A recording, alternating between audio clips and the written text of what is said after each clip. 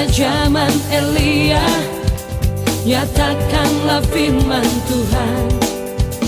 Dan inilah zaman hamba-Mu Musa, kebenaran dipulihkan. Dan meskipun zaman ujian, cobaan, pedang, gelap dan kelaparan, di antara kita kan tetap berseru, siapkan jalan bagi Tuhan. Dia datang di atas awan, tampil bersinar, surya kebenaran. Angkat suara, ini tahun Yobel, dari Bukit Sion keselamatan datang.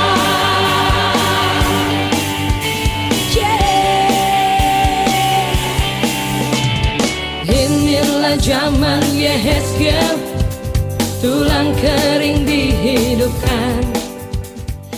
Kasih dalam Tuhan. Shalom. Puji Tuhan, senang jumpa dengan saudara kembali di dalam ibadah kita saat ini. Puji Tuhan, kita ada di tempat ibadah yang berbeda, saudara. Ya, di taman yang luar biasa. Tempat kediaman daripada saudara kita, Bapak Denny Johan. Tempat yang indah yang Tuhan berikan bagi kita untuk dapat memuji dan menyembah Tuhan. Sebab itu saudara, mari kita mau datang kepada Tuhan dengan hati yang bersyukur, ke dalam pelatarannya dengan puji-pujian. Mari angkat hatimu kepada Tuhan. Saya undang kita semua untuk bangkit berdiri. Kita sama-sama menyembah Dia, sebab Dia Allah yang baik bagi kita. Haleluya. Puji Tuhan. Kita naikkan pujian ini bersama. Sekalipun ku berjalan, Sekalipun ku berjalan lewat lembah gelap, namun tangan-Mu selalu menopang hidupku.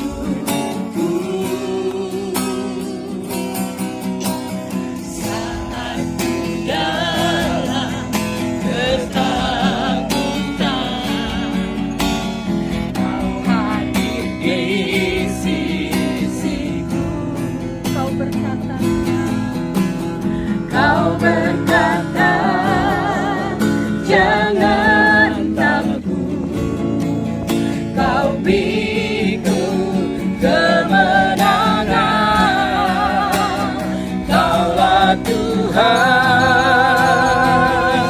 yang berjanji, tak sekalipun Kau ingkari kesetiaan-Mu. Sungguh terbukti di sepanjang hidupku, untuk selamanya. untuk selamanya. Ku kan setia melayani, mengasihi-Mu. Tiada Tuhan seperti-Mu, Yesus. Kau Allahku yang setia. Mari angkat tanganmu. Tiada Tuhan seperti-Mu, Yesus. Kau Allahku yang setia. Haleluya. Kau Allahku yang setia, Tuhan. Tiada Kau yang seperti Allahku yang setia. Puji Tuhan, Shalom. Selamat malam Bapak Ibu Saudara yang saya kasih dalam Tuhan. Senang berjumpa kembali bersama dengan saudara dari kediaman Bapak Denny Johan dan Ibu Yuni dari Cilengsi, Bogor. Saya mau menyapa setiap kita selamat hari Minggu, selamat beribadah kembali secara online. Saya percaya Tuhan bisa tetap melawat dan memberkati kita, sebab Dia Tuhan yang Maha Kuasa, sanggup untuk melawat kita dimanapun kita ada. Saudara lihat di sekeliling saya luar biasa, ada satu taman yang indah, ya. Dan dari tempat ini saya percaya kita akan terima sesuatu yang ajaib, yang besar, yang akan memberkati kita secara rohani. Sebelum kita dengarkan firman Tuhan, mari tundukkan hati kita bersama-sama, kita akan berdoa.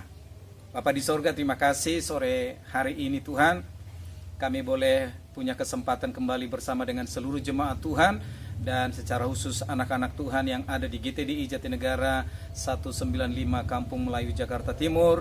Kami percaya sore hari ini Tuhan akan terus memberkati kami, Kau akan menegur, menasehati kami, bahkan membawa kami untuk kami lebih lagi dekat kepada Tuhan, bergantung dan berharap kepada Tuhan. Maka kami akan lihat janji Tuhan digenapi atas kami. Urapi kami semua supaya kami menangkap apa yang menjadi hati Tuhan, dan kami siapkan hati kami untuk menerima kebenaran firman-Mu. Dalam nama Yesus kami sudah berdoa dan bersyukur. Haleluya, amin. Baik, Bapak Ibu Saudara yang saya kasih dalam Tuhan, sebentar kita akan buka Alkitab kita akan lihat kebenaran firman Tuhan yang terambil dari 1 Petrus pasal yang kedua ayat yang ke-9. Mari saudara bisa membuka Alkitab saudara bersama-sama dengan saya. 1 Petrus 2 ayat yang ke-9. Saya akan bacakan buat kita demikian firman Tuhan.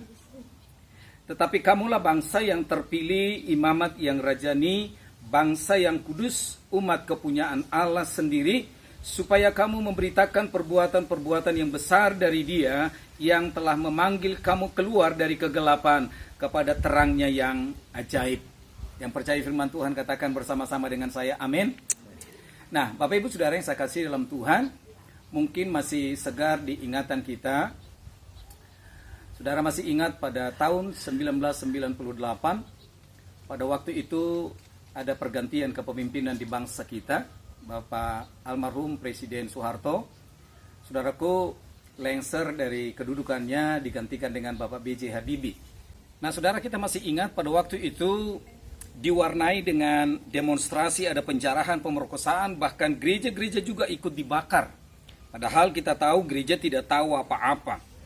Nah, saya ingat waktu itu kami beberapa hamba-hamba Tuhan sedang berdoa di salah satu gedung di daerah Hayamuruk di sana. Lalu ketika penjarahan dan demonstrasi itu terjadi, bahkan gereja, ada sebuah gereja di daerah Ketapang, saya lihat itu juga ikut terbakar. Nah, pada waktu itu, saudaraku, terjadi gereja dibakar.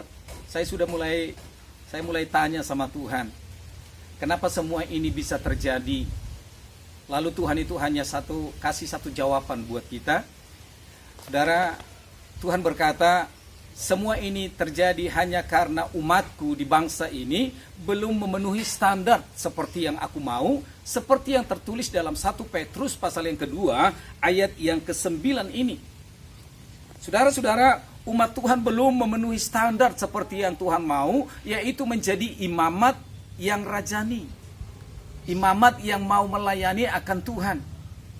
Saudara-saudara, pertanyaannya, mengapa sih imam itu menjadi sesuatu yang penting bagi Tuhan? Saudara tahu pada perjanjian lama, hanya imam yang boleh dekat dengan Tuhan. Tidak semua orang atau sembarangan orang bisa menghadap akan Tuhan. Orang awam tidak boleh, saudaraku, sembarangan masuk ke ruang maha kudusnya Tuhan atau menghadap Tuhan. Kalau tidak, saudaraku, hukumannya mati. Tapi hari ini Alkitab berkata, semua kita yang dipanggil oleh Tuhan, 1 Petrus pasal yang kedua ayat ke-9 tadi berkata, kita semuanya adalah imamat yang rajani. Semua kita dipanggil untuk menjadi imam-imam. Saudara, ini tidak hanya ditujukan kepada hamba-hamba Tuhan atau para pendeta-pendeta, tetapi untuk semua orang Kristen. Jabatan imam adalah jabatan pemberian dari Tuhan. Kalau saudara baca nanti dalam kitab Bilangan, pasal yang ke-18, ayat yang ke-6, sampai dengan ayat yang ke-7, saudara-saudara, dikatakan di sana sebenarnya sejak semula rencana Allah bagi bangsa Israel adalah untuk menjadikan mereka sebagai imamat yang rajani. Tetapi mereka tidak bersedia, bahkan mereka minta supaya Musa saja yang jadi mediator antara mereka dengan Tuhan. Karena apa, saudara? Karena mereka takut untuk dekat dengan Tuhan. Tapi puji Tuhan, rencana Allah yang tertunda itu kembali digenapi lewat kematian Tuhan Yesus. Sehingga setiap kita yang percaya kepada Tuhan Yesus, Alkitab berkata, Dia adalah imamat yang rajani. Saya akan baca satu ayat dari kitab Wahyu pasal yang pertama, ayat yang ke-5 dan ayat yang ke-6. Kitab Wahyu pasal yang pertama, ayat yang ke-5 dan ayat yang ke-6. Dikatakan demikian firman Tuhan, dan dari Yesus Kristus saksi yang setia, yang pertama bangkit dari antara orang mati dan yang berkuasa atas raja-raja bumi ini. Bagi Dia yang mengasihi kita dan yang telah melepaskan kita dari dosa kita oleh darahnya, dan yang telah membuat kita menjadi suatu kerajaan, menjadi imam-imam bagi Allah Bapanya. Bagi Dialah kemuliaan dan kuasa sampai selama-lamanya. Nah, Bapak Ibu Saudara-saudara, melalui ayat ini jadi jelas bahwa rencana Allah, saudaraku, tidak akan pernah bisa gagal. Rencana saya bisa gagal, rencana saudara boleh gagal, tetapi tidak demikian dengan rencana Tuhan. Setiap kita yang percaya kepada Yesus Kristus Tuhan, Alkitab berkata, saudara dan saya dijadikan oleh Tuhan menjadi imamat yang rajani. Bapak Ibu Saudara yang saya kasih dalam Tuhan, sebab itu gereja yang adalah umat Tuhan, saudara dan saya harus bangkit ambil posisi sebagai imam. Saya mau katakan sama kita, salah satu kunci untuk kita bisa melihat janji Tuhan digenapi dalam hidup kita, dalam pelayanan kita, dalam keluarga, termasuk dalam bangsa kita, adalah ketika kita memenuhi panggilan Tuhan sebagai imamat yang melayani. Sebab itu saya mendorong setiap kita, dimanapun saudara berada, saudara yang bisa menangkap akan program ini, siaran ini, saudara jangan hanya puas menjadi jemaat yang hanya mau dilayani. Tapi biarlah kita menjadi jemaat yang melayani. Jangan hanya jadi penonton, tapi mari kita menjadi pemain, ambil bagian dalam pelayanan pekerjaan Tuhan. Yesus berkata, aku datang bukan untuk dilayani, melainkan untuk melayani. Saudara-saudara, melayani itu bukan hanya sekedar khotbah. Melayani itu bukan hanya pimpin pujian, main musik. Tetapi, saudaraku, pelayanan itu saya tahu butuh dukungan. Dukungan doa, ya, dukungan dana, sarana. Sebab itu, mari jangan tinggal diam, saudara. Kita layani Tuhan, apa yang bisa kita buat. Mari kita dukung pekerjaan Tuhan. Hari-hari ini saya tahu sementara kita di rumah, saudara terus dukung dalam doa. Supaya pekerjaan Tuhan yang kita lakukan hari-hari ini lewat media sosial ini, lewat live streaming ini bisa juga menjadi berkat bagi banyak orang. Saudara-saudara, tujuannya supaya apa? Supaya terjadi, saudaraku, apa yang menjadi keinginan Tuhan. Transformasi boleh terjadi bagi bangsa ini, sehingga bangsa ini boleh dipulihkan, bahkan diselamatkan oleh Tuhan. Saudara-saudara, saya melihat ada satu program yang besar, yang luar biasa dalam pekerjaan Tuhan, termasuk yang ada di Jatinegara. Saudaraku, itu sebabnya mari saya mendorong saudara sekali lagi, jangan puas hanya jadi, saudaraku, jemaat yang hanya mau dilayani. Tapi mari kita lihat pekerjaan Tuhan yang besar ini membutuhkan doa, dana, sarana, bahkan bisa banyak hal yang bisa kita dukung untuk kemajuan daripada pelayanan yang ada di Jatinegara. Supaya dengan demikian bangsa ini boleh menerima anugerah keselamatan yang besar dari Tuhan. Saudara-saudara, kalau kita mau jujur, kenapa sih bangsa ini masih alami goncangan seperti yang terjadi hari-hari ini? Ya, ada satu wabah yang melanda, memang bukan cuma bangsa kita, tapi bangsa-bangsa juga yang saya tahu juga berdampak kepada krisis ekonomi. Kita sudah melihat, sudah aku menyaksikan hari-hari ini ada banyak orang yang mengalami ketakutan, kekhawatiran, bahkan tidak sedikit yang putus asa. Karena apa? Pekerjaan mereka, saudaraku, sebagai seorang pengusaha, ada yang, saudaraku, sudah diambang mungkin kehancuran, gulung tikar. Bahkan banyak orang yang menjerit karena mereka sudah di PHK. Mereka tidak mengerti mau lakukan apa. Itu sebabnya, saudaraku, melihat situasi dan kondisi yang ada, kalau kita mau jujur, kenapa semua itu masih terjadi atas bangsa kita, masih terjadi, saudaraku, goncangan, krisis, saudaraku. Salah satu penyebabnya adalah karena gereja Tuhan, bukan cuma di Indonesia, tapi di dunia saya percaya, itu karena belum memenuhi standar seperti yang Tuhan inginkan, yaitu menjadi imamat yang rajani, yang mau melayani pekerjaan Tuhan dan termasuk Tuhan itu sendiri. Nah, malam hari ini kita akan menjawab satu pertanyaan. Apa yang menjadi tugas dan tanggung jawab seorang imam itu? Sehingga, saudaraku, imam itu menjadi sesuatu yang sangat penting bagi Tuhan. Apa tugas dan tanggung jawab dari seorang imam? Saudara-saudara, kalau saudara baca dalam Alkitab kita, Alkitab berkata bahwa imam itu adalah suatu jabatan yang sangat penting peranannya. Kalau saudara baca nanti dalam kitab Ulangan pasal yang ke-16, ayat yang ke-16 sampai dengan ayat yang ke-17. Tapi saya mau supaya saudara melihat dulu ada kata penting di dalam kamus Alkitab saudara. Kalau saudara nanti buka di penghujung akhir daripada Alkitab saudara, saudara bisa cari kata imam di sana. Saudara akan temukan di sana ada kata imam. Nah, dikatakan di sana imam adalah suatu jabatan yang sangat penting peranannya bagi orang Israel. Salah satu tugasnya, saya bacakan buat saudara. Yang pertama adalah mempersembahkan korban. Itu tugas seorang imam. Yang kedua, mengadakan doa syafaat. Yang ketiga, memberi berkat. Itu tugasnya seorang imam. Tapi malam ini kita akan bahas satu poin saja, yaitu mempersembahkan korban. Itu tugas dari seorang imam. Nah, apa yang terjadi ketika seorang imam melakukan tugasnya, yaitu mempersembahkan korban buat Tuhan. Nah, saya akan bacakan buat kita, poin yang pertama, ketika saudara dan saya melakukan tugas saudara sebagai seorang imam, yaitu mempersembahkan korban kepada Tuhan, apa yang terjadi? 1 Samuel pasal yang ke-7, ayat yang ke-10. Saya akan bacakan dengan cepat buat kita. Kitab 1 Samuel pasal yang ke-7, ayat yang ke-10. Saudara-saudara, 1 Samuel pasal yang ke-7, ayat yang ke-10, dikatakan demikian firman Tuhan. Sedang Samuel mempersembahkan korban bakaran itu, majulah orang Filistin berperang melawan orang Israel. Tetapi pada hari itu Tuhan mengguntur dengan bunyi yang hebat ke atas orang Filistin dan mengacaukan mereka sehingga mereka terpukul kalah oleh orang Israel. Nah, saudara-saudara yang saya kasih dalam Tuhan, salah satu tugas dari imam itu adalah persembahkan korban. Dan ketika itu dia lakukan, apa yang terjadi? Alkitab berkata, Tuhan mengubah ancaman menjadi kemenangan yang gilang gemilang.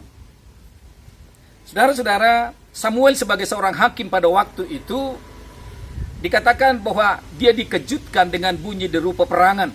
Dia dapat kabar kalau orang Filistin menyerang orang Israel. Tapi puji Tuhan pada waktu itu Samuel tidak lari kepada tentara-tentaranya, dia tidak lari kepada kaum Yehuda, tetapi Alkitab berkata tadi, saudaraku, Samuel justru mendekat kepada Tuhan dan dia persembahkan korban buat Tuhan. Lalu apa yang terjadi? Firman Tuhan tadi berkata, Tuhan bangkit dan maju berperang ganti orang Israel, dan Alkitab berkata, kemenangan akhirnya ada atas orang Israel. Saudara-saudara, kalau Tuhan ada di pihak kita, siapa yang menjadi lawan kita? Tidak ada, saudara. Kita pasti keluar menjadi seorang pemenang. Sebab itu mari kita ambil keputusan untuk melayani Tuhan. Baik sebagai seorang pendoa, sebagai seorang diaken, diakonis, saudaraku. Mungkin kita juga sebagai donatur untuk membantu pekerjaan Tuhan. Sehingga kita berfungsi kembali sebagai seorang imam. Saudara-saudara, ini poin yang pertama. Tuhan mengubah ancaman menjadi kemenangan yang gilang gemilang. Ancaman apa yang sedang mengancam saudara? Mungkin ada yang sedang terancam karena takut di PHK. Mungkin sedang terancam, ya, kontrak kerjanya mau diputus, saudaraku. Atau mungkin terancam dengan kesehatannya karena wabah COVID-19 yang sedang, ya, mengkhawatirkan hari-hari ini. Tetapi Alkitab berkata, waktu kita mendekat kepada Tuhan, persembahkan korban buat Tuhan, maka Tuhan akan mengubah ancaman menjadi kemenangan yang gilang gemilang bagi kita. Saudara-saudara, saya tahu ada banyak cara untuk kita bisa kalahkan musuh-musuh kita. Kalau saudara baca dalam kitab Wahyu, pasal yang ke-11, saudara, dikatakan di sana, kita bisa mengalahkan musuh kita dengan darah Yesus. Sebab darah Yesus adalah darah yang berkuasa. Dan oleh nama Yesus, saudaraku, kita bisa mengalahkan musuh-musuh kita. Alkitab berkata, di dalam nama Yesus ada kuasa. Segala penguasa di langit, di bumi, bahkan di bawah bumi, tunduk kepada nama itu. Bahkan oleh kesaksian kita, kata kitab Wahyu, kita bisa mengalahkan segala musuh-musuh kita. Tetapi saya juga tahu, waktu kita mendekat kepada Allah, mempersembahkan korban kepada Tuhan, kita juga bisa mengalahkan musuh-musuh kita. Seperti pengalaman daripada saudaraku Samuel pada waktu itu sebagai seorang hakim. Nah, pertanyaan yang kedua buat kita, persembahan apa yang harus kita persembahkan kepada Tuhan ketika kita menghadap Dia dan mempersembahkan korban buat Tuhan? Persembahan yang pertama yang Tuhan inginkan untuk kita persembahkan kepada Dia, Roma pasal yang ke-12 ayat yang pertama sampai dengan ayat yang kedua, dikatakan di sana, saudaraku, Tuhan mau supaya kita mempersembahkan hidup kita sebagai satu persembahan yang hidup, yang kudus dan yang berkenan kepada Tuhan. Itu yang utama. Tuhan mau supaya kita datang persembahkan hidup saudara, supaya hidup kita ini menjadi satu persembahan hidup yang kudus dan yang berkenan kepada Tuhan. Yang kedua, persembahan ucapan syukur, saudara. Apapun keadaan dan kondisi kita hari-hari ini, Tuhan mau supaya kita jangan bersungut-sungut, jangan menggerutu, saudara. Tapi mari persembahkan syukur buat Tuhan. Sebab ucapan syukur itu memuliakan Tuhan. Dan saya percaya ketika kita tahu mengucap syukur, apapun kondisi dan situasi yang kita alami hari-hari ini, saya percaya ucapan syukur itu juga memuliakan nama Tuhan. Dan itu pasti mendatangkan mujizat yang besar buat kita. Lalu, yang berikutnya, persembahan apa yang harus kita persembahkan ketika kita menghadap Tuhan? Kita juga bisa mempersembahkan persembahan kasih kita kepada Tuhan. Saudara, saya berdoa supaya di tengah-tengah krisis, di tengah-tengah keadaan di mana kita hari-hari ini, saudaraku, melihat kondisi bukan cuma bangsa kita, tetapi dunia juga sedang mengalami persoalan yang sama. Tapi saya berdoa supaya kita tetap boleh berbuah, saudara, di tengah-tengah krisis yang sedang terjadi. Ada buah kasih, ada buah roh, ada buah jiwa-jiwa, ya. Seperti hari ini, saudara, saya ada di tengah-tengah kediaman dari keluarga Ibu Yuni, Pak Denny Johan. Saudara melihat ada di meja ini, ada buah jambu Jamaika, saudara. Panas, terik, tetapi menghasilkan buah yang luar biasa. Merah dan sangat manis dan luar biasa, saudara. Saya percaya buah adalah sesuatu yang sangat diinginkan oleh Tuhan. Apapun kondisinya, Tuhan rindu supaya kita tetap berbuah. Ada buah kasih yang kita persembahkan untuk Tuhan. Jangan pelit untuk pekerjaan Tuhan. Jangan pelit buat hamba-hamba Tuhan yang mengajar dan mendoakan kita. Persembahkan persembahan ya kasih kita kepada Tuhan lewat menolong hamba-hamba Tuhan. Bahkan kiri kanan kita mungkin, saudaraku, mereka mengalami kesulitan. Saudara, saya berdoa, mari biar kita berbuah terus. Perhatikan kiri kanan saudara, orang-orang yang sedang kesulitan hari-hari ini, biarlah kasih kita semakin hari semakin mengalami pelipat gandaan, saudara.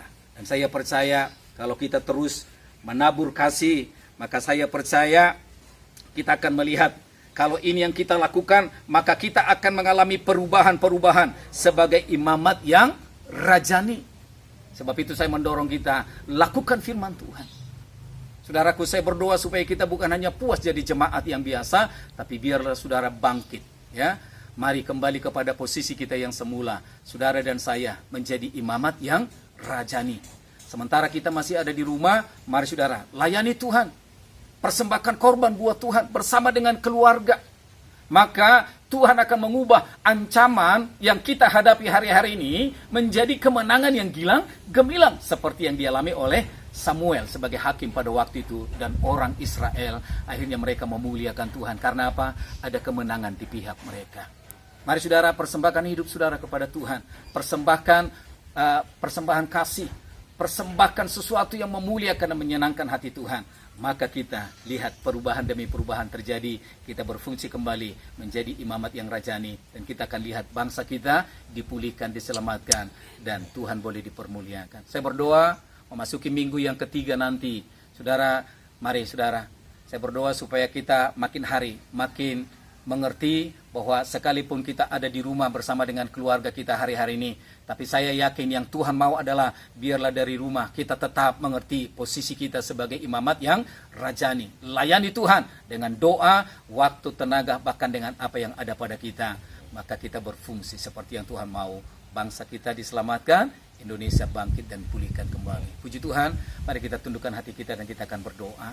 Bapa di sorga, terima kasih buat renungan yang memberkati kami malam hari ini.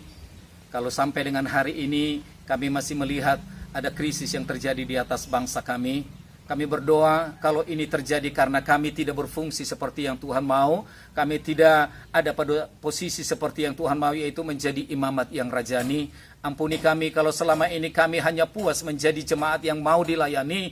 Tapi biar lewat kebenaran firman-Mu yang boleh mengajar dan memberkati kami. Kami boleh bangkit Tuhan, mengambil posisi berkomitmen kembali untuk melayani Tuhan. Dengan semua kemampuan talenta yang ada pada kami, yang Tuhan berikan kepada kami. Baik sebagai pendoa, sebagai diaken, diakonis, bahkan dengan tubuh kami dan dengan harta yang Tuhan percayakan atas kami. Biar kami boleh melayani Tuhan, mempersembahkan korban buat Tuhan. Maka tidak ada yang perlu kami khawatirkan, ancaman sekalipun Tuhan bisa ubah itu menjadi kemenangan yang gilang gemilang bagi setiap kami. Berkati setiap para Tuhan Yesus, para pendengar yang boleh mengikuti dan menyaksikan juga program ini. Kami berdoa kalau ada di antara mereka yang lemah, mari kuatkan dan teguhkan mereka. Jamah dan sembuhkan mereka yang sakit. Pulihkan mereka yang membutuhkan pemulihan dari Tuhan. Kami berdoa biar hari-hari ini buat perbedaan ya Tuhan, antara orang yang beribadah dengan sungguh-sungguh dengan yang asal-asalan, bahkan yang percaya kepada Tuhan dengan mereka yang tidak percaya kepada Tuhan, supaya sungguh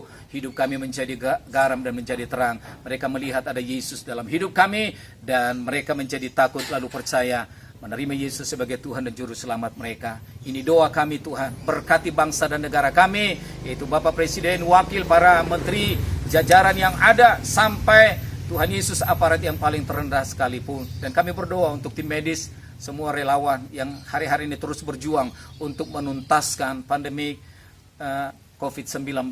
Biarlah itu boleh segera berlalu dari bangsa kami, sehingga kami boleh melihat Tuhan keselamatan terjadi atas bangsa dan negeri kami. Terima kasih Tuhan. Inilah doa dan ucapan syukur kami buat kebenaran firman Tuhan yang boleh menegur dan menasihati kami. Kami bersyukur dan berterima kasih. Hanya di dalam nama Yesus kami sudah berdoa dan mengucap syukur. Setiap kita yang percaya sudah diberkati Tuhan, katakan bersama dengan saya, amin. Haleluya. Baik Bapak Ibu Saudara yang kasih dalam Tuhan, puji Tuhan, saya percaya setiap saudara sudah diberkati oleh kebenaran firman Tuhan. Amin saudara. Puji Tuhan, malam hari ini sebelum kita mengakhiri ibadah kita mau memuji Dia sebab Dia Allah yang baik bagi kita. Siapa yang percaya bahwa kita siap untuk diberkati oleh Tuhan, angkat tangannya. Mari kita sama-sama bangkit berdiri dan mengangkat tangan saudara. Kita mau terima berkat yang terbaik dari Bapa di surga. Terima kasih Yesus, terima kasih Yesus, ku beri syukur hanya Bapa, sempurnakanlah seluruh doa, pujian dan penyembahan kami, dan biar semua itu di atasnya nama Tuhan saja yang akan dimuliakan, diagungkan. Di akhir daripada ibadah kami seluruh jemaat-Mu dan secara khusus Gereja Tuhan di Indonesia yang ada di Jatinegara 195 Kampung Melayu, Jakarta Timur, malam ini kami membuka hati kami dan mengangkat tangan kami. Mari kekasih-kekasih Tuhan, terimalah berkat anugerah damai sejahtera yang berlimpah-limpah dari Bapa di surga. Kasih karunia di dalam Yesus Kristus Tuhan kita, pertolongan, penghiburan, bahkan penyertaan daripada Roh Kudus turun tinggal menyertai setiap kita mulai malam hari ini, besok sampai Maranatha, bahkan sampai selama-lamanya, dalam nama Yesus Kristus Tuhan. Amin. Amin.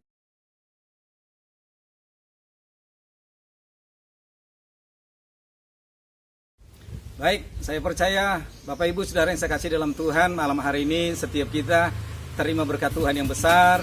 Dan sebelum kita mengakhiri ibadah kita, kami akan menyampaikan beberapa pengumuman buat kita 1 minggu ke depan.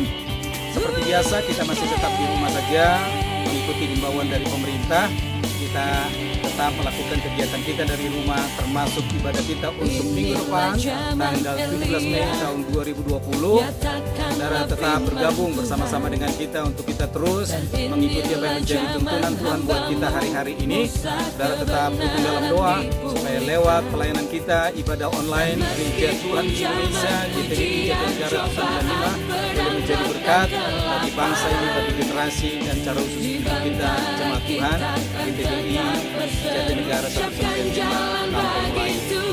Kira itu saja pengumuman yang perlu kami sampaikan kepada setiap kita. Selamat hari Minggu dan selamat malam. Sampai jumpa kembali di waktu dan kesempatan yang berbeda. Tuhan Yesus berkati kita semua. Shalom.